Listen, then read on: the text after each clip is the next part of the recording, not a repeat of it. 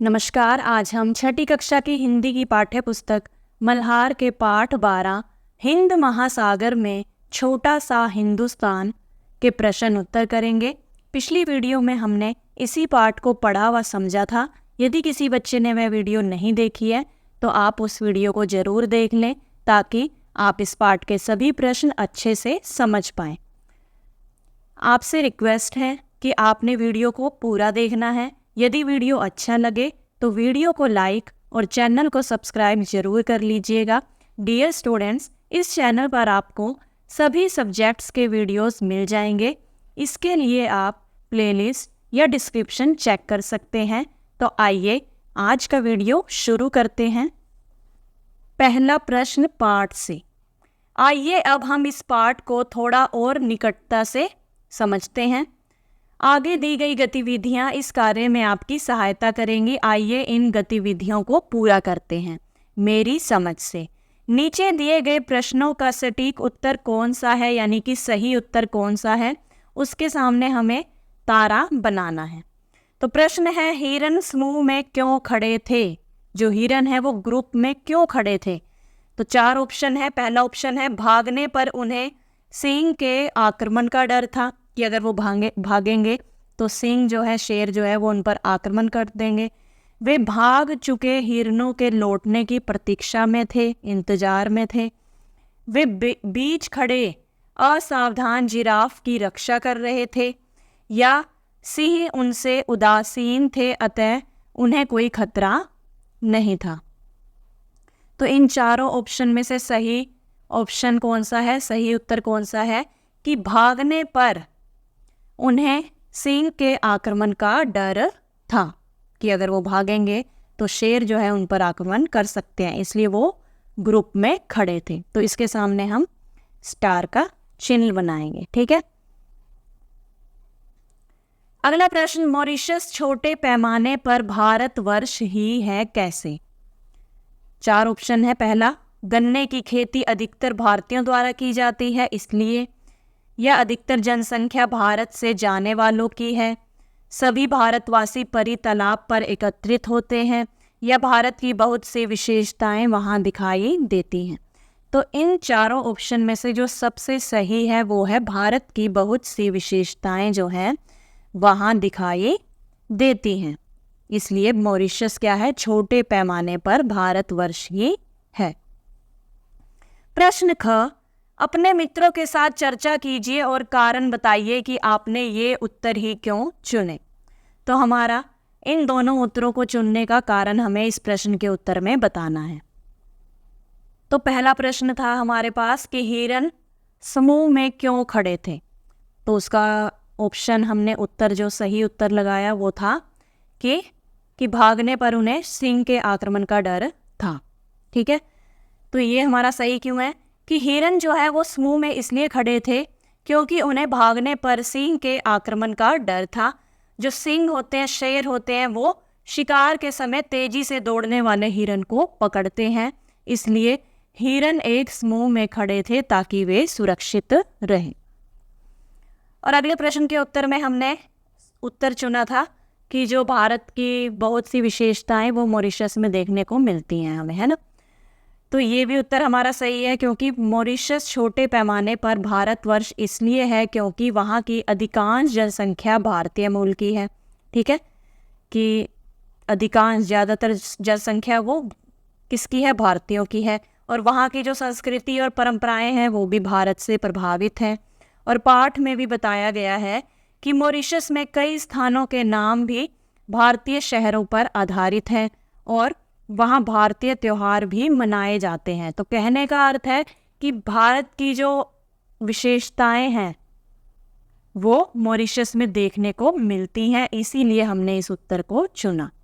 अगला प्रश्न है पंक्तियों पर चर्चा। पाठ में से चुनकर कुछ पंक्तियां नीचे दी गई हैं, इन्हें ध्यान से पढ़िए और इन पर विचार कीजिए। आपको इनका क्या अर्थ समझ में आया? अपने विचार अपने समूह में साझा कीजिए और अपनी लेखन पुस्तिका में लिखिए। तो पंक्तियां हैं कि भारत में बैठे बैठे हम यह नहीं समझ पाते कि भारतीय संस्कृति कितनी प्राणवती और चिरायु है, किंतु मॉरिशस जाकर हम अपनी संस्कृति की प्राणवता का ज्ञान आसानी से प्राप्त कर लेते हैं। तो इस पंक्ति का क्या अर्थ है, आइए देखते हैं। इस पंक्ति का अर्थ है कि हम भारत में रहते हुए अपनी संस्कृति की जीवंतता और महत्ता को पूरी तरह से अनुभव नहीं कर पाते, लेकिन जब हम भारत के बाहर जाते हैं और देखते हैं कि भारतीय संस्कृति वहाँ भी कितनी मजबूत और जीवंत है, तो हमें उसकी महत्ता का अनुभव होता है।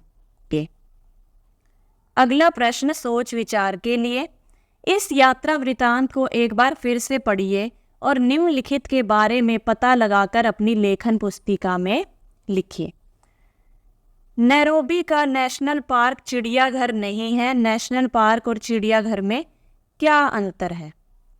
नेशनल पार्क और चिड़ियाघर में मुख्य अंतर यह है कि चिड़ियाघर में जानवरों को बाड़ों में रखा जाता है, यानी चारों तरफ उनके तार लगाकर, या एक तरह से आप कह सकते हैं पिंजरे में रखा जाता है और उन्हें सीमित स्थान में रखा जाता है, लिमिटेड जगह होती है उनकी, ठीक है, ताकि लोग उन्हें देख सकें।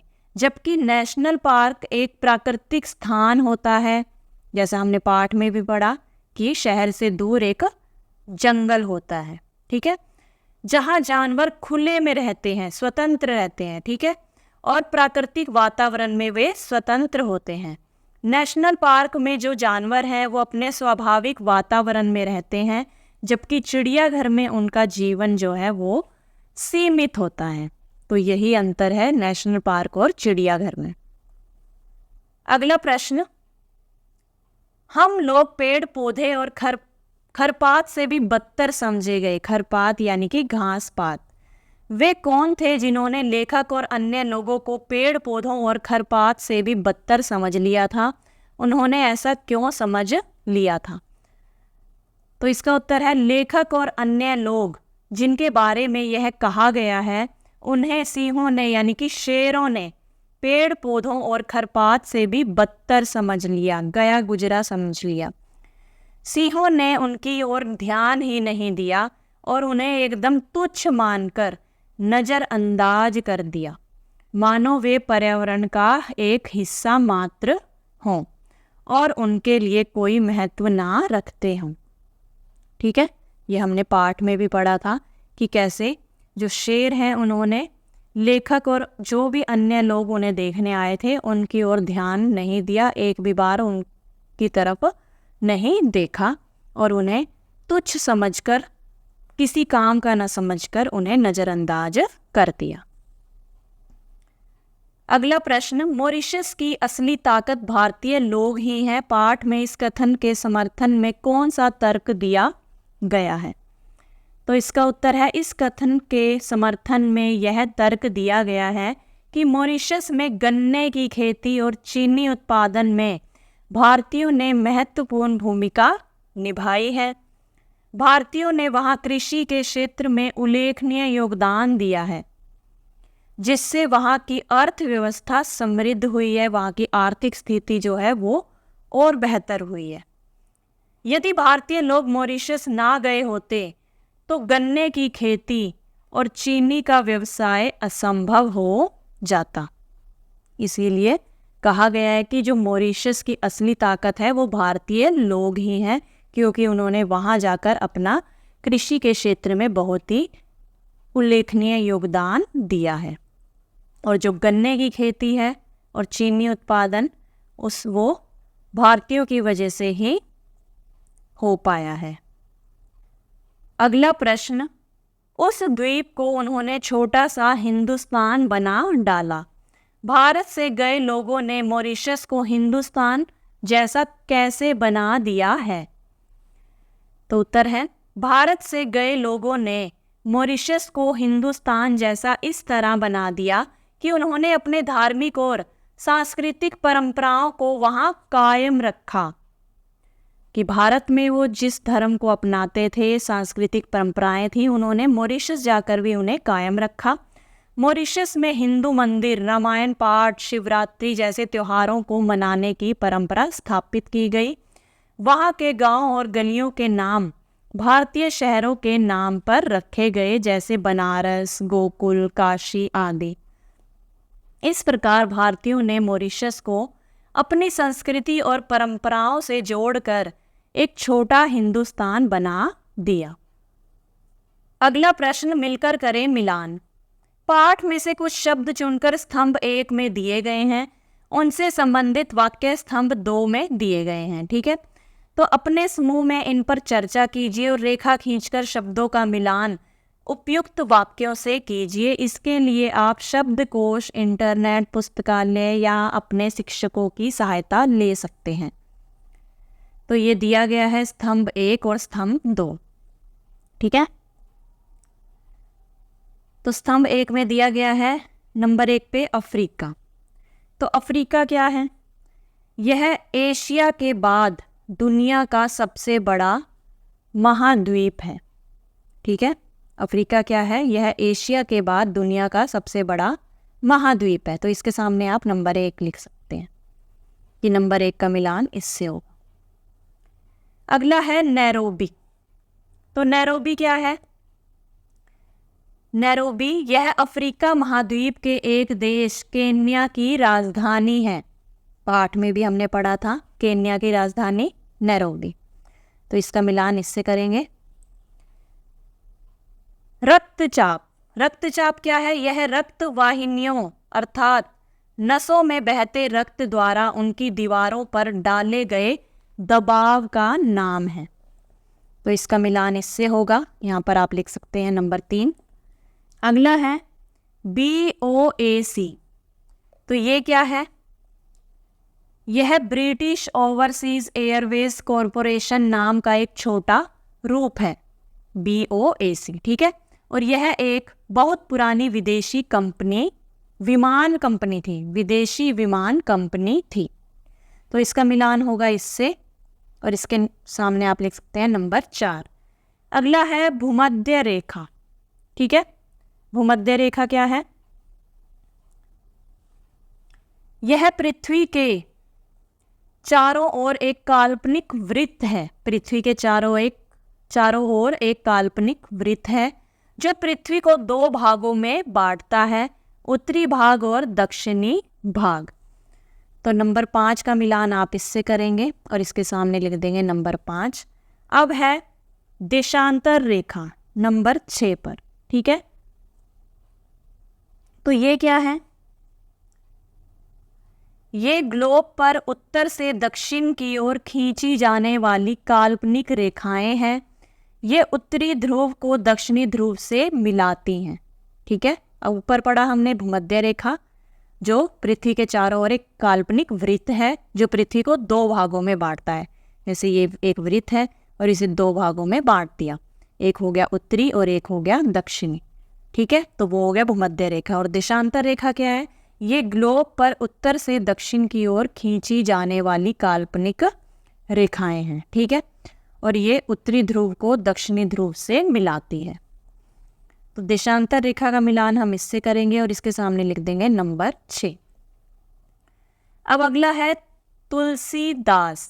तो तुलसीदास क्या है? तुलसीदास है, यह श्री राम के जीवन पर आधारित अमर ग्रंथ रामचरितमानस लिखने वाले कवि का नाम है। ठीक है, तो इसके सामने लिख देंगे नंबर 7 और तुलसीदास जी का मिलान कर देंगे इससे। फिर क्रेओल। क्रेओल क्या है? यह 2 भाषाओं के मिलने से बनी नई भाषा का नाम है। तो इसके सामने लिख देंगे नंबर 8 और क्रेओल का मिलान हम कर देंगे इससे। फिर है कावर। कावर क्या होता है? यह बांस का एक मजबूत डंडा होता है जिसे कावड़ या बहंगी भी कहा जाता है, जिसके दोनों सिरों पर बंधी हुई 2 टोकरियों या छीकों में यात्री गंगा जल या अन्य वस्तुएं भर कर ले जाते हैं। ठीक है, तो ये हो गया कावड़ और इसके सामने लिख देंगे नंबर 9। तो इस तरह से आपको स्तंभ 1 का स्तंभ 2 से मिलान करना है। अगला प्रश्न है यात्रा वृतांत की रचना। इतने में कोई मील भर की दूरी पर हिरणों का एक झुंड दिखाई पड़ा। अब 2 जवान सिंह उठे और 2 ओर को चल दिए। एक तो थोड़ा आगे बढ़कर एक जगह बैठ गया, लेकिन दूसरा घास के बीच छिपता हुआ मोर्चे पर आगे बढ़ने लगा। तो इन वाक्यों को पढ़कर ऐसा लगता है मानो हम लेखक की आंखों से स्वयं वह दृश्य देख रहे हैं, मानो हम स्वयं भी उस स्थान की यात्रा कर रहे हैं जहाँ का वर्णन लेखक ने किया है। यह इस यात्रा वृतांत की एक महत्वपूर्ण विशेषता है। ठीक है, यदि आप इस यात्रा वृतांत को थोड़ा और ध्यान से पढ़ेंगे तो आपको और भी बहुत सी विशेषताएं पता चलेंगी। तो इस पाठ को एक बार फिर से पढ़िए और उसकी रचना पर ध्यान दीजिए। आपको जो विशेष बातें दिखाई दें उन्हें आपस में साझा कीजिए और लिख लीजिए, जैसे लेखक ने बताया है कि वह एक स्थान से दूसरे स्थान तक कैसे और कब पहुंचा। तो इस यात्रा वृतांत में जो भी विशेषताएं आपको पता चले उन्हें आपको लिखना है। ठीक है, इस यात्रा वृतांत की मुख्य विशेषताएं हैं, सबसे पहले दृश्य वर्णन। लेखक ने दृश्य का सजीव वर्णन किया है जिससे पाठक स्वयं वहां होने का अनुभव करता है, कि जो भी इस पाठ को पढ़ता है उसे ऐसा लगता है कि वो भी उस स्थान की यात्रा कर रहा हो।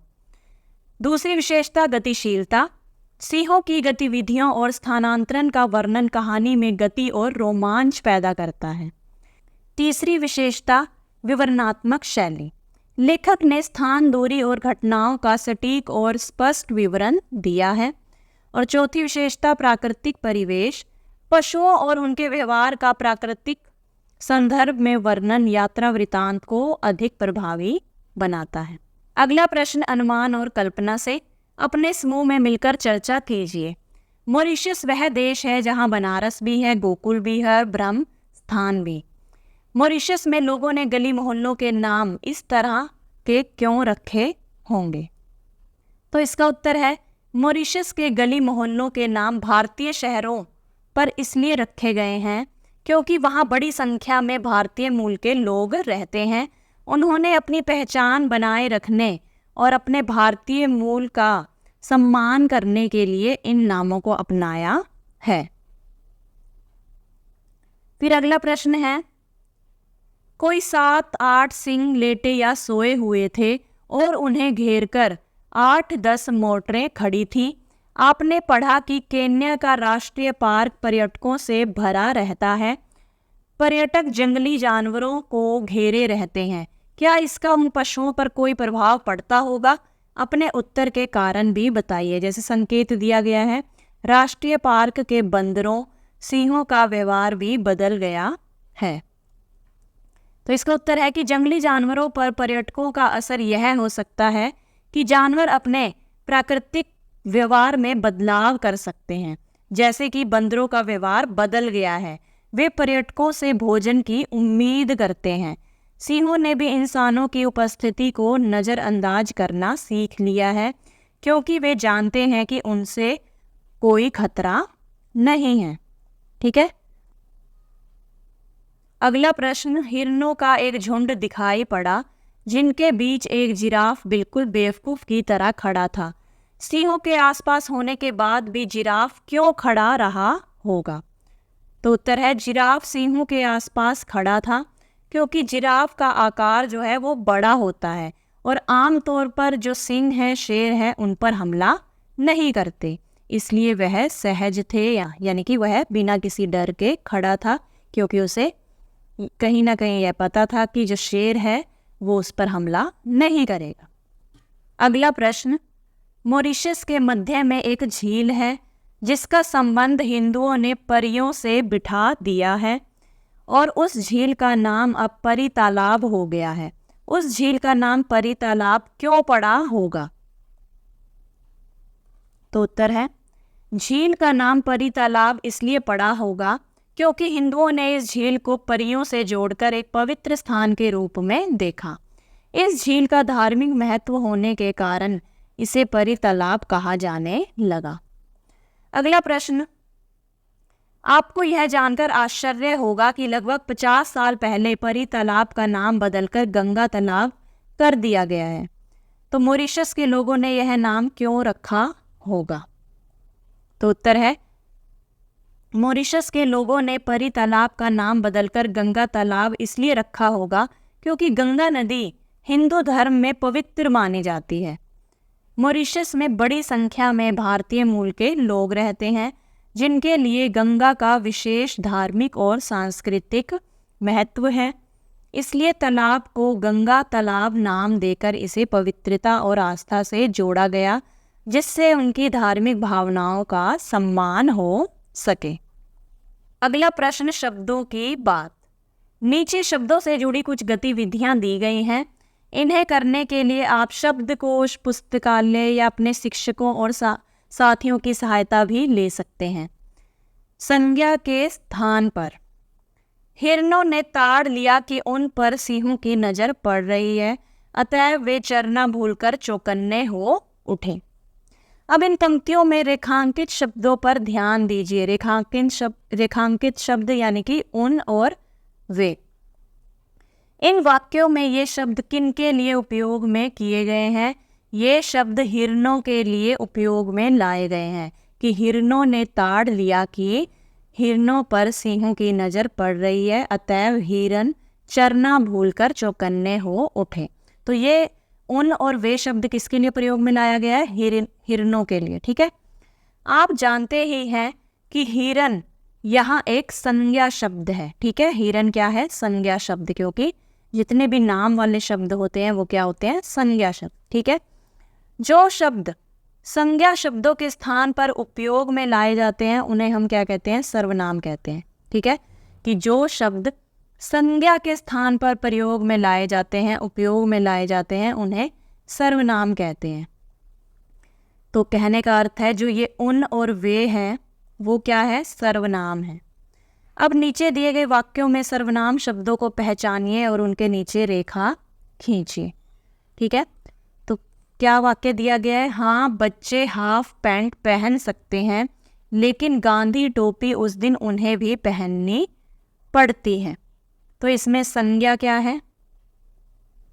बच्चे हैं। तो हमें क्या करना है? सर्वनाम शब्द को पहचानना है। ठीक है, तो सर्वनाम क्या है कि उस दिन उन्हें किन्हें यानी बच्चों को भी, तो उन्हें क्या है? सर्वनाम। अब अगला वाक्य देखते हैं। भारतीयों ने अत्याचार तो सहे, लेकिन प्रलोभनों को ठुकरा दिया। वे अपने धर्म पर डटे रहे और जिस द्वीप में भगवान ने उन्हें भेज दिया था उस द्वीप को उन्होंने छोटा सा हिंदुस्तान बना डाला। अब इस पूरे वाक्य में हमें सर्वनाम शब्द छांटना है। तो भारतीयों ने अत्याचार तो सहे, लेकिन प्रलोभनों को ठुकरा दिया।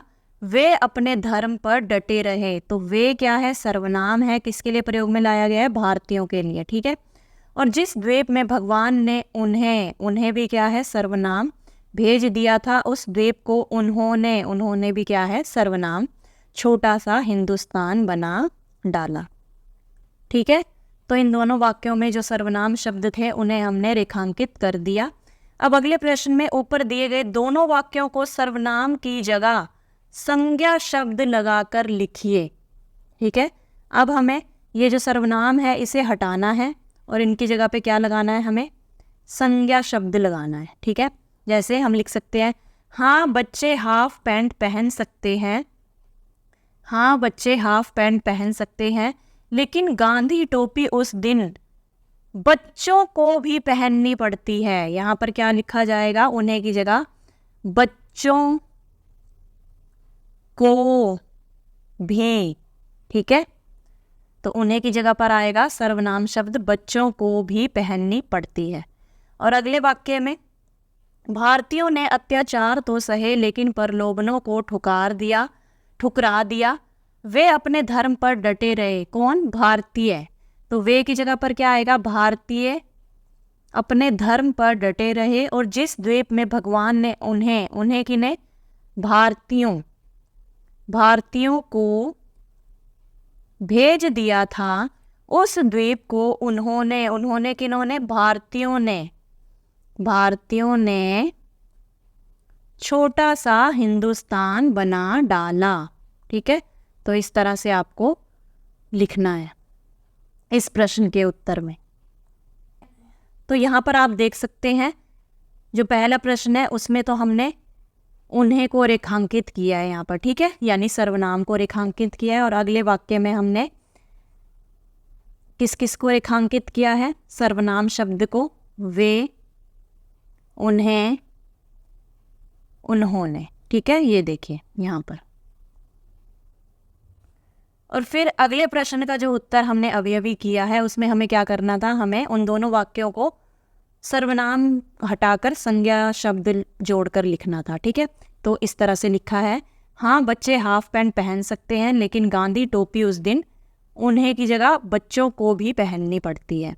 भारतीय, अगला वाक्य, भारतीयों ने अत्याचार तो सहे लेकिन प्रलोभनों को ठुकरा दिया। वे अपने धर्म पर डटे रहे, वे की जगह पर हमने लिख दिया था भारतीय अपने धर्म पर डटे रहे।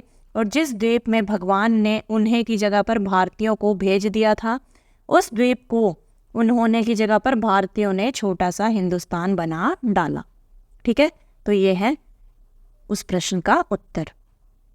अगला प्रश्न, पहचान पाठ के आधार पर। आपने इस यात्रा वृतांत में 3 देशों के नाम पढ़े हैं, भारत का, केन्या और मॉरिशस। पुस्तकालय या कक्षा में उपलब्ध मानचित्र पर भारत को तो आप सरलता से पहचान ही लेंगे।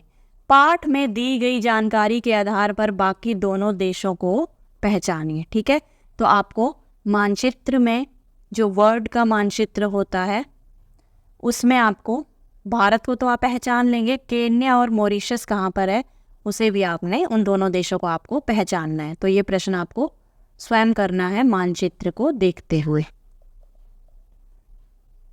अगला प्रश्न, पाठ से आगे आपकी बात। वहाँ जो कुछ देखा वह जन्म भर कभी नहीं भूलेगा। क्या आपने कभी ऐसा कुछ देखा, सुना या पढ़ा है जिसके बारे में आपको लगता है कि आप उसे कभी नहीं भूल सकेंगे? उसके बारे में अपने समूह में बताइए। ठीक है, तो इसमें आपको अपने जीवन की किसी भी ऐसी घटना के बारे में जहाँ पर आपने कुछ देखा है, सुना है या पढ़ा है उसके बारे में लिखना है। जैसे आप लिख सकते हैं, हाँ मैंने एक बार एक प्राकृतिक आपदा के बाद राहत कार्य को देखा था। जैसे बाढ़ की स्थिति आ जाती है तो जो भी राहत कार्य मदद के लिए आते हैं उस कार्य को जैसे आपने देखा, जिसमें लोगों की मदद करने की भावना और एकजुटता अद्वितीय थी। वह दृश्य इतना प्रभावशाली था कि मैं उसे कभी नहीं भूल सकूंगा। यह अनुभव मुझे जीवन भर प्रेरणा देता रहेगा। ठीक है, ये मैंने आपको उदाहरण बता दिया कि आपने इस तरह से लिखना है। तो इसके अलावा आप कुछ और भी लिख सकते हैं, जो भी आपने कुछ ऐसा देखा, सुना या पढ़ा है जिसे आपको लगता है कि आप कभी नहीं भूल सकते। फिर अगला प्रश्न, हमें अफ्रीका के शेरों से मुलाकात कर लेनी चाहिए। मुलाकात शब्द का अर्थ है मिलना, लेकिन यहाँ मुलाकात शब्द का भाव है शेरों को पास से देखना। इसके लिए अपनी आंखों से देखना, सजीव देखना, भेंट करना आदि शब्दों का प्रयोग भी किया जाता है। अपनी बात को और अधिक सुंदर और अनोखा रूप देने के लिए शब्दों के इस प्रकार के प्रयोग किए जाते हैं। तो आपने अब तक किन किन पशु पक्षियों से मुलाकात की है, यानी कि अपनी आंखों से उन्हें देखा है? वह मुलाकात कहाँ हुई थी, बताइए। तो इस प्रश्न के उत्तर में आप लिखेंगे, मैंने चिड़ियाघर में शेर, हाथी और जिराफ से मुलाकात की थी। उनकी विशालता और स्वाभाविक सुंदरता ने मुझे बहुत प्रभावित किया। इसके अलावा पक्षियों में मैंने मोर और तोते को सजीव रूप में देखा था। ये मुलाकातें मुझे चिड़ियाघर और कुछ वन्य क्षेत्रों में हुई थी। तो इस तरह से आप इस प्रश्न का उत्तर लिख सकते हैं। फिर अगला प्रश्न है, यह ऐसी सफलता की बात है जिस पर सभी भारतीयों को गर्व होना चाहिए। आपको किन किन बातों पर गर्व होता है, बताइए। संकेत दिया गया है। ये बातें आपके बारे में हो सकती हैं कि आपको अपनी किसी बात पर गर्व होता हो, या आपके परिवार के बारे में हो सकती है, और किसी अन्य व्यक्ति, वस्तु, स्थान, प्राणी आदि के बारे में भी हो सकती है। किसी के भी बारे में हो सकती है जिससे कि आपको लगता है कि आपको भारतीय होने पर गर्व होना चाहिए या सभी भारतीयों को गर्व होना चाहिए। तो इस प्रश्न के उत्तर में आप लिख सकते हैं कि मुझे अपने देश की विविधता, संस्कृति और वैज्ञानिक प्रगति पर गर्व होता है। इसके अलावा मुझे अपने परिवार की एकता और अपने माता पिता द्वारा सिखाए गए मूल्यों पर भी गर्व है। भारतीय अंतरिक्ष अनुसंधान संगठन यानी कि इसरो की उपलब्धियों पर भी मुझे विशेष गर्व महसूस होता है, क्योंकि वे देश को वैश्विक स्तर पर एक नई ऊंचाई पर ले गए हैं। तो इस तरह से आप इस प्रश्न का उत्तर लिख सकते हैं। अब अगला प्रश्न, कक्षा और घर की भाषाएं। प्राय सभी भारतीय भोजपुरी बोलते अथवा उसे समझ लेते हैं। यहाँ तक कि भारतीयों के पड़ोस में रहने वाले चीनी भी भोजपुरी बखूबी बोल लेते हैं। भारत एक बहुभाषी देश है। बहुभाषी यानी कि बहुत सी भाषाएं भारत देश में बोली जाती हैं। भारत में लगभग सभी व्यक्ति एक से अधिक भाषाएं बोल या समझ लेते हैं। आप कौन कौन सी भाषाएं बोल समझ लेते हैं? आपके मित्र कौन कौन सी भाषाएं बोल या समझ लेते हैं? इसके बारे में यहाँ दी गई तालिका को पूरा कीजिए। तो ये आपको तालिका दी गई है, ठीक है। तो यहाँ पर दिया गया है क्रम संख्या कि जितनी भाषाएं आप बोल सकते हैं, नंबर 1, 2, 3, 4 इस तरह से लिखना है। इस कॉलम में आपको लिखना है कि आप जिन भाषाओं को बोल समझ लेते हैं या लेती हैं। अगले कॉलम में आपके मित्र जिन भाषाओं को बोल व समझ लेते हैं, और आपके तीसरे कॉलम में आपके परिजन किन भाषाओं को बोल व समझ लेते हैं, ठीक है।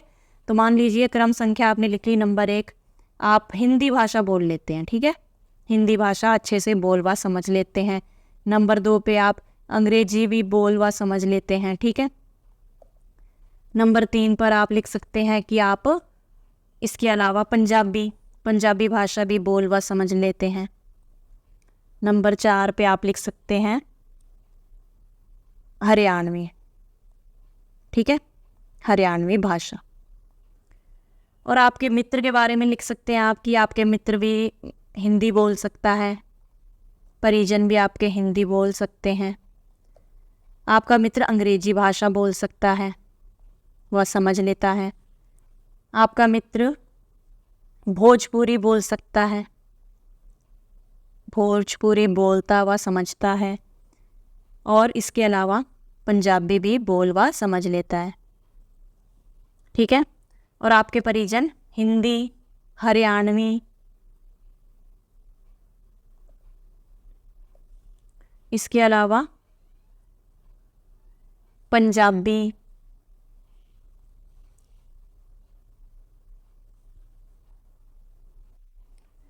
ठीक है। तो इस तरह से आप इस तालिका को भर सकते हैं।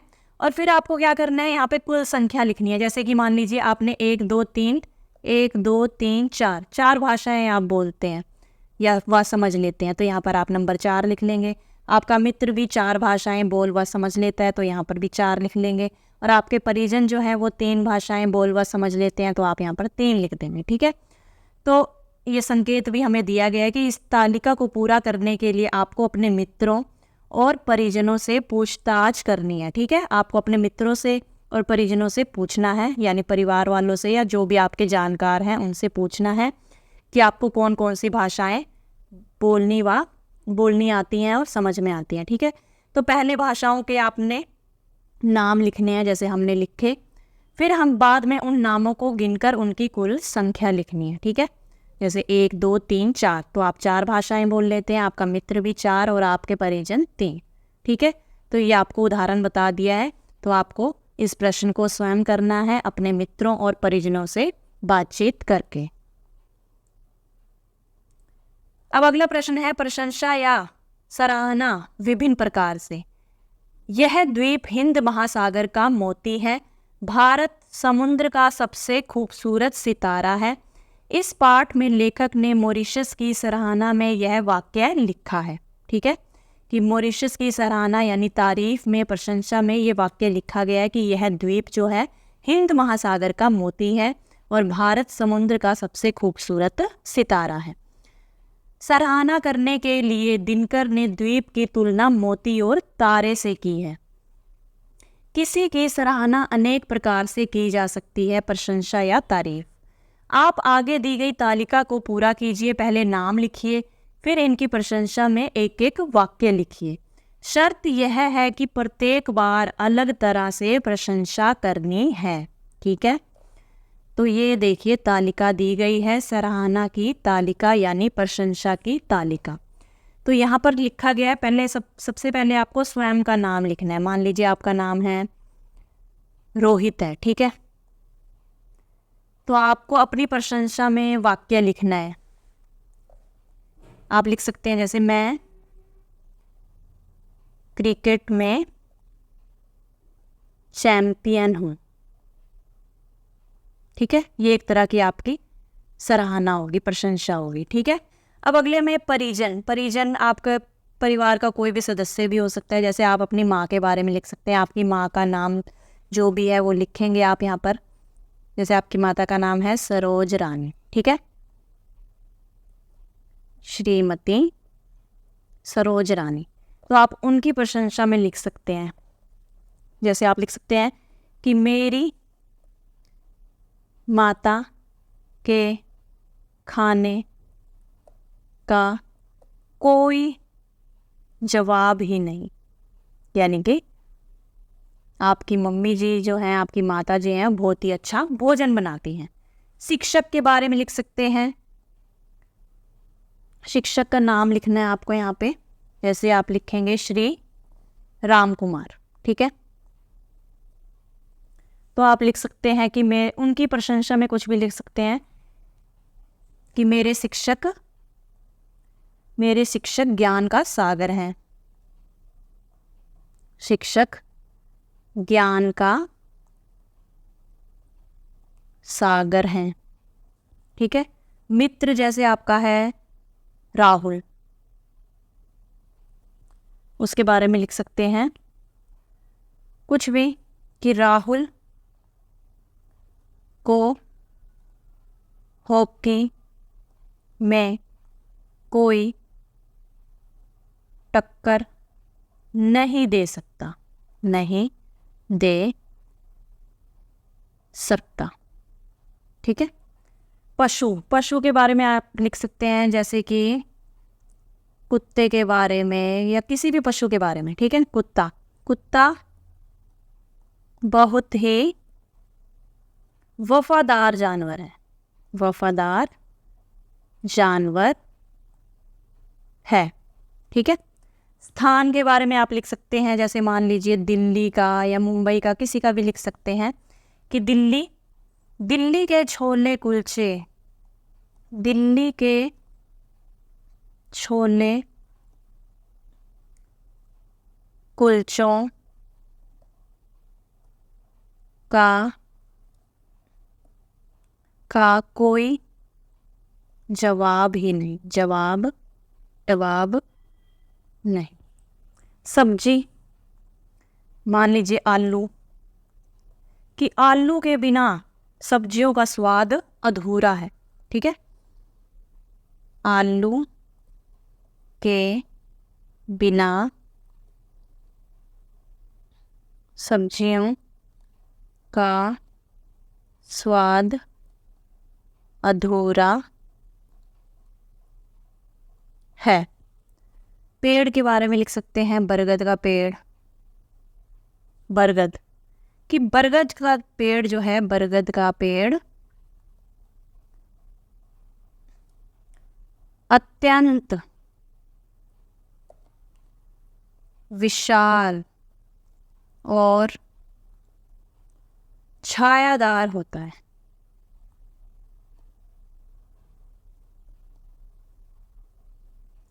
तो इस तरह से आपको नाम लिखना है पहले, जो भी आपको ये दिए गए हैं, जैसे स्वयं का नाम, फिर अपने परिजन का, शिक्षक का, मित्र, पशु, स्थान, सब्जी, पेड़, और फिर उनकी प्रशंसा में एक वाक्य लिखना है, ठीक है। अब अगला प्रश्न है चित्रात्मक सोचना, इंफोग्राफिक्स, ठीक है। नीचे दिए गए चित्र को देखिए, ये चित्र दिया गया है, इसमें चित्रों के साथ साथ बहुत कम शब्दों में कुछ जानकारी दी गई है। इसे क्या कहते हैं? चित्रात्मक सूचना कहते हैं।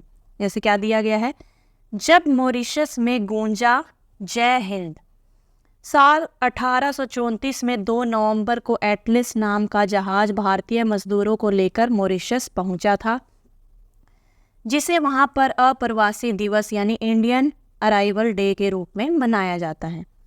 फिर दिया गया है कि मॉरिशस में भारतीय मूल के लोगों की आबादी देश में 68% से ज़्यादा है, 68% से ज़्यादा है। ब्रिटिश शासक गन्ने के खेतों में काम करने के लिए भारतीय मजदूरों को वहाँ ले गए थे, गन्ने की खेती करने के लिए। यही वजह है कि मॉरिशस की संस्कृति में भोजपुरी गीतों और हिंदी फिल्मों का खास योगदान है। मॉरिशस के पहले प्रधानमंत्री शिवसागर रामगुलाम भी भारतीय मूल के थे।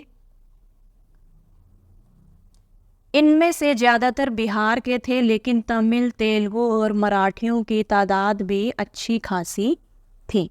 ठीक है, तो ये हमें दिया गया है एक चित्रात्मक सूचना। अब इस चित्रात्मक सूचना के आधार पर मॉरिशस के बारे में हमें एक अनुच्छेद लिखना है। जैसे मॉरिशस के बारे में चित्रात्मक सूचना। मॉरिशस एक छोटा द्वीप देश है जिसकी जनसंख्या का बड़ा हिस्सा भारतीय मूल का है। गन्ने की खेती वहाँ का मुख्य उद्योग है। मॉरिशस की संस्कृति पर भारतीय प्रभाव दिखाई देता है और वहाँ के लोग हिंदी, भोजपुरी और क्रेओल बोलते हैं। देश में कई हिंदू मंदिर और धार्मिक स्थल हैं, जैसे कि परी तालाब जो एक प्रसिद्ध तीर्थ स्थल है। ठीक है, तो इस तरह से मॉरिशस के बारे में आपको अनुच्छेद लिखना है। अगले प्रश्न में अपनी पसंद के किसी विषय पर इसी प्रकार की चित्रात्मक सूचना की आपको रचना करनी है, जैसे आपका विद्यालय, कोई विशेष दिवस या आपके जीवन की कोई विशेष घटना आदि। तो ये कार्य आप अपने समूह में मिलकर कर सकते हैं। इसके लिए आप किसी कागज़ पर चित्र चिपका सकते हैं और सूचना को कलात्मक रूप से कम शब्दों में लिख सकते हैं। चित्र बनाए भी जा सकते हैं और आप यह कार्य कंप्यूटर या मोबाइल फ़ोन की सहायता से भी कर सकते हैं। ठीक है, तो आपको अपनी पसंद के किसी विषय पर इसी प्रकार की चित्रात्मक सूचना की रचना करनी है। तो आपको टॉपिक दे दिया गया है, या तो आपको अपने विद्यालय के बारे में लिखना है, या किसी विशेष दिवस के बारे में, या आपके जीवन की कोई विशेष घटना के बारे में। जैसे आप विद्यालय के बारे में अगर लिख रहे हैं तो विद्यालय का मुख्य द्वार, कि हमारा विद्यालय एक विशाल द्वार से प्रारंभ होता है जो हर सुबह हमें शिक्षा के नए अवसरों की ओर ले जाता है। द्वार के ऊपर विद्यालय का नाम सुनहरे अक्षरों में लिखा हुआ है। फिर या आप लिख सकते हैं इस तरह से, विद्यालय भवन और कक्षाएं, कि विद्यालय का भवन 3 मंजिला है जिसमें कुल 40 कक्षाएं हैं और प्रत्येक कक्षा में खिड़कियां हैं जिससे प्राकृतिक रोशनी और ताजगी का एहसास होता है। खेल का मैदान लिख सकते हैं कि हमारे विद्यालय का खेल का मैदान बहुत बड़ा और हरा भरा है। यहाँ सुबह की प्रार्थना सभा होती है, प्रेयर, और विभिन्न खेल प्रतियोगिताएं भी आयोजित की जाती हैं। फिर आप लिख सकते हैं पुस्तकालय के बारे में, कि विद्यालय के पुस्तकालय में ज्ञान का भंडार है, लाइब्रेरी, जहाँ विद्यार्थी पढ़ाई के लिए पुस्तकें लेने आते हैं। यहाँ शांत माहौल में बैठकर पढ़ाई की जा सकती है। ठीक है, तो आपको ये सभी लाइनें लिखनी नहीं है, बस आपको मैंने टॉपिक बता दिया है कि अगर आप विद्यालय पर लिख रहे हैं तो विद्यालय का, जैसे आप चित्र बनाएंगे तो चित्र के लिए आप मुख्य द्वार बनाएंगे, कक्षाएं बना देंगे, पुस्तकालय बना देंगे, बाहर लिख देंगे उसके लाइब्रेरी, और खेल का एक मैदान बना देंगे। आप ये चित्र बना सकते हैं या स्केच भी बना सकते हैं या इंटरनेट से भी निकाल सकते हैं। ठीक है, बस 1-2 लाइनें लिखनी है आपको मेन, बाकी इतना बड़ा आपको नहीं लिखना है। ये तो आपको केवल एग्जाम्पल, उदाहरण के तौर पर बताया गया है कि आप अगर विद्यालय के ऊपर टॉपिक लिख रहे हैं तो उसमें आप खेल के मैदान, पुस्तकालय, कक्षाएं और जो मुख्य द्वार है उसके बारे में लिख सकते हैं। अगला प्रश्न, हस्ताक्षर। आप जानते ही हैं यह पाठ हिंदी के प्रसिद्ध लेखक रामधारी सिंह दिनकर ने लिखा है। वे अपने नाम को कुछ इस प्रकार लिखते थे। हस्ताक्षर क्या होता है? सिग्नेचर। ठीक है, साइन। तो ये है रामधारी सिंह दिनकर जी का सिग्नेचर, हस्ताक्षर। अपनी पहचान प्रकट करने के लिए अपने नाम को किसी विशेष प्रकार से लिखने को हस्ताक्षर कहते हैं। हस्ताक्षर का प्रयोग व्यक्ति को जीवन भर अनेक कार्यों के लिए करना होता है। आपके विद्यालय में भी आपसे हस्ताक्षर करवाए जाते होंगे। आप प्रार्थना पत्रों के अंत में भी अपने हस्ताक्षर करते होंगे। हो सकता है अभी आपने अपने हस्ताक्षर निर्धारित ना किए हों। यदि नहीं भी किए तो कोई बात नहीं, आप चाहे तो आज भी अपने हस्ताक्षर निर्धारित कर सकते हैं। नीचे दिए गए स्थान पर अपने हस्ताक्षर 5 बार कीजिए। ध्यान रखें कि आपके हस्ताक्षर एक जैसे हों, अलग अलग ना हों। तो ये जो खाली जगह यहाँ पर दी गई है, यहाँ पर आपको अपने अपने हस्ताक्षर यानी साइन सिग्नेचर करने हैं, वो भी 5 बार। और आपके जो सिग्नेचर हैं, साइन हैं, वो सेम होने चाहिए, अलग अलग नहीं होने चाहिए। ठीक है, तो यहाँ पर आपको अपने सिग्नेचर करने हैं। मान लीजिए आपका नाम है राहुल, तो आप इस तरह से लिख सकते हैं। ठीक है, और 5 बार ही आपको ये अपने सिग्नेचर यहाँ पर करने हैं। अगला प्रश्न पत्र। यहाँ दिनकर का लिखा एक पत्र दिया जा रहा है, इसे पढ़िए और प्रश्नों के उत्तर लिखिए। पत्र पढ़कर नीचे दिए गए प्रश्नों के उत्तर अपने समूह में मिलकर खोजिए। ठीक है, पहले पत्र को पढ़ते हैं। नई दिल्ली 8/7/67 ये तारीख है। मान्यवर चतुर्वेदी जी को पत्र लिखा जा रहा है। आपका कृपा पत्र मिला। मेरा स्वास्थ्य इधर बहुत गिर गया है और संयम के बावजूद तेजी से सुधर नहीं रहा है। मेरा चित्त अभी भी दबा हुआ है। ऐसी अवस्था में मैंने 2 सप्ताह के लिए मॉरिशस जाना स्वीकार कर लिया है। 15 जुलाई को प्रस्थान करना है। लौटना शायद 5 अगस्त तक हो। आपके आशीर्वाद की कामना करता हूँ। आपका दिनकर, सफदरजंग लेन, नई दिल्ली। तो ये पत्र हमने पढ़ा। अब हमें प्रश्न दिए गए हैं, इनके उत्तर लिखने हैं। पत्र किसने लिखा है? किसने लिखा है? दिनकर जी ने। तो यहाँ लिख देंगे दिनकर जी ने। पत्र किसे लिखा गया है? किसे लिखा गया है? चतुर्वेदी जी को। तो यहाँ लिखेंगे चतुर्वेदी जी को। पत्र किस तिथि को लिखा गया है? तो ये रही तिथि 8/7/67। 8/7/67 यानी कि 8 जुलाई 1967 को। ठीक है, पत्र किस स्थान से लिखा गया? किस स्थान से, यानी ये लिखना है हमें, सफदरजंग लेन, नई दिल्ली से।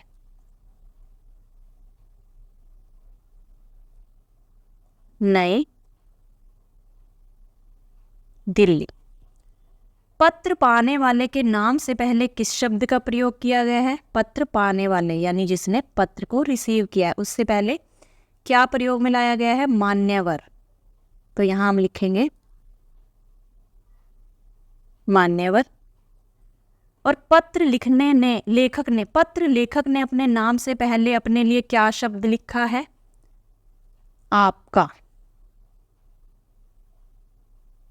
आपका दिनकर, है ना, तो आपका। तो ये रहे प्रश्नों के उत्तर। अब अगला प्रश्न है, उलझन सुलझाओ। जहाज नैरोबी से 4 बजे शाम को उड़ा और 5 घंटों की निरंतर उड़ान के बाद जब वह मॉरिशस पहुंचा तब वहां रात के लगभग 10 बज रहे थे। जहाज नैरोबी से शाम 4 बजे उड़ा तो उसे 5 घंटों की उड़ान के बाद रात 9 बजे मॉरिशस पहुंचना चाहिए था, लेकिन वह पहुंचा लगभग 10 बजे। क्यों? आप इसका कारण पता करने के लिए अपने शिक्षकों या इंटरनेट की सहायता ले सकते हैं। तो ये हमने पाठ में भी पढ़ा था कि जहाज जो है नैरोबी से 4 बजे उड़ा और 5 घंटों की उड़ान के बाद उसे 9 बजे मॉरिशस पहुंचना चाहिए था, लेकिन वो 10 बजे पहुंचा। तो ऐसा क्यों हुआ? इसके पीछे का कारण क्या है? यहाँ जो देरी हुई है वह समय क्षेत्र यानी टाइम जोन के अंतर के कारण है। नैरोबी केन्या और मॉरिशस के बीच समय का अंतर लगभग 1 घंटे का होता है। ठीक है, इन दोनों के समय के बीच में कितना अंतर है? 1 घंटे का। नैरोबी पूर्वी अफ्रीका समय यानी EAT पर है। ठीक है, जो कि UTC+3 है। जबकि मॉरिशस समय MUT पर है, जो कि UTC-4 है।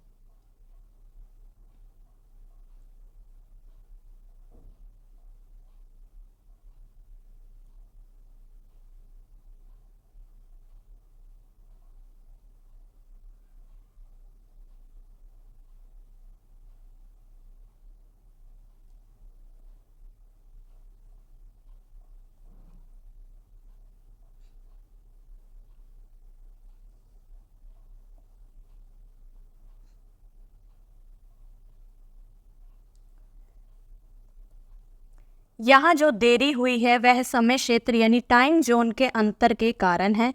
नैरोबी केन्या और मॉरिशस के बीच समय का जो अंतर है वो लगभग 1 घंटे का होता है। नैरोबी पूर्वी अफ्रीका समय EAT पर है, जो कि UTC+3 के 3 है, यानी UTC+3 है। जबकि मॉरिशस समय MUT पर है, जो कि UTC-4 है।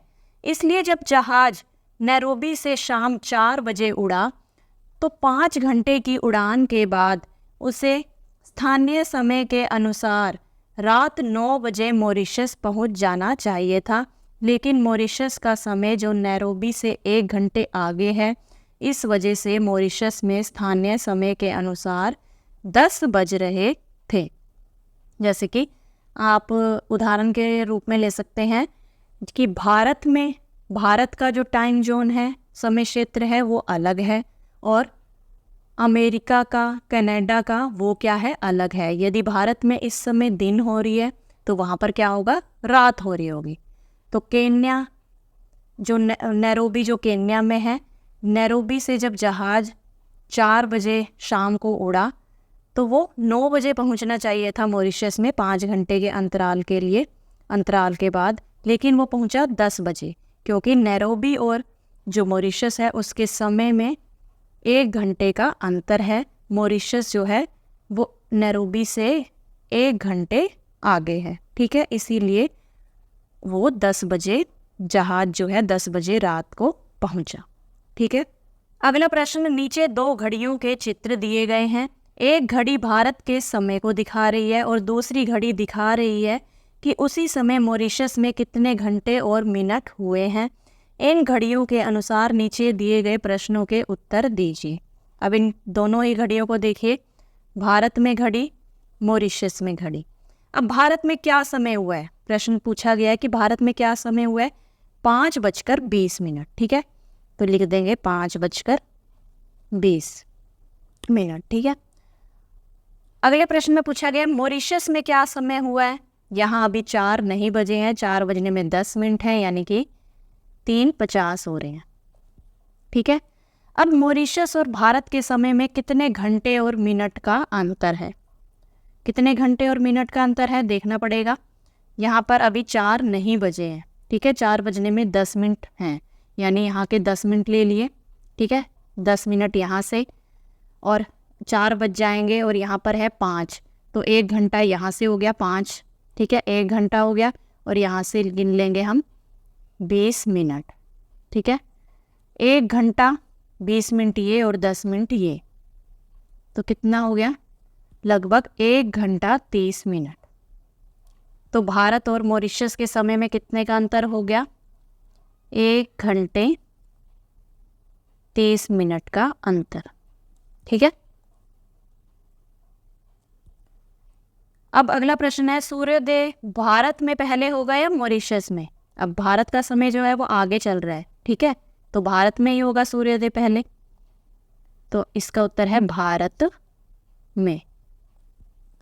अब अगला प्रश्न, जिस समय भारत में दोपहर के 12 बजे होंगे उस समय मॉरिशस की घड़ियां कितना समय दिखा रही होंगी। अब दोनों में अंतर कितने का है, दोनों देशों में अंतर कितने का है, 1.5 घंटे का है ना, 1 घंटे 30 मिनट का। तो अगर यहाँ पर भारत में दोपहर के 12 बजे हैं तो मॉरिशस में कितने बजे होंगे, 1.5 घंटा अगर हम आगे बढ़ा दें तो मॉरिशस में बजे होंगे 1:30 बजे होंगे, ठीक है, 1 घंटा 30 मिनट, ठीक है। आज की पहेली। अगला प्रश्न है, आज हम आपके लिए एक अनोखी पहेली लाए हैं। यहाँ एक वाक्य दिया गया है, आपको पता करना है कि इसका क्या अर्थ है।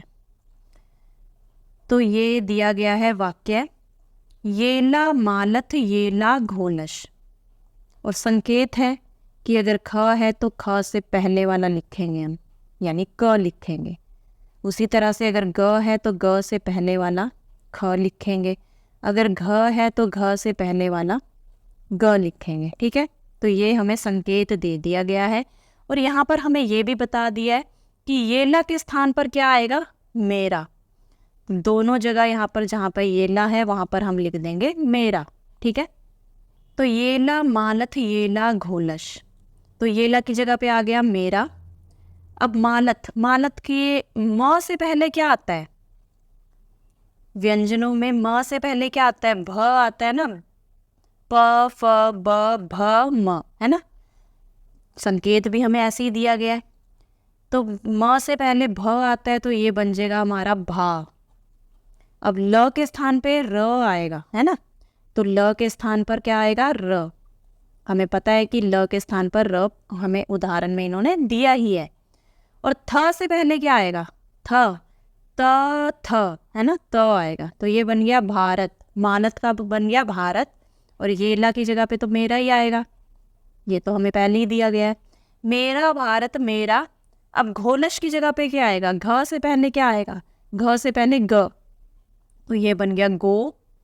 ल की जगह पे तो र आएगा, और शलगम वाले से पहले क्या आता है, य र ल व श, व आता है, व। तो ये बन गई हमारी पहेली, मेरा भारत मेरा गौरव। ठीक है, अब अगला प्रश्न खोजबीन के लिए। नीचे दी गई रचनाओं को पुस्तक में दिए गए QR कोड की सहायता से पढ़ें, देखें व समझें। तो जो भी पाठ के शुरू में जो QR कोड दिया गया है उसकी सहायता से आपको इन रचनाओं को पढ़ना, देखना व समझना है। तो रचनाएं हैं, चांद का कुर्ता, मिर्च का मज़ा, राष्ट्र कवि रामधारी सिंह दिनकर जी की जीवनी, और हिमालय के पर्वतीय प्रदेश की मनोरम यात्रा। ठीक है, तो ये प्रश्न आप खोजबीन के लिए है, तो आपको ये प्रश्न स्वयं करना है। QR कोड की सहायता से पढ़ सकते हैं या फिर आप गूगल इंटरनेट की सहायता से इन रचनाओं को पढ़ सकते हैं। आशा करती हूँ आपको यह पाठ अच्छे से समझ में आया होगा। मिलते हैं अगली वीडियो में, तब तक के लिए नमस्कार।